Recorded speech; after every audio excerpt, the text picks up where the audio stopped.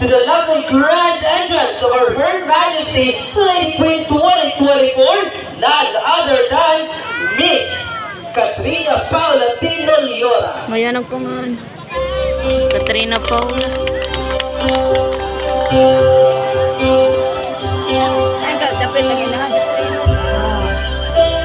Our stunning and gorgeous queen is escorted by Mr. Joshua James P. Balakwit. Our Her Majesty Lady Queen 2024 was born on November 13, 2010 at Taguig City. Village National High School, Taguig City Education. And she dreams to become a flight attendant, specifically at Air Asia Airline Company.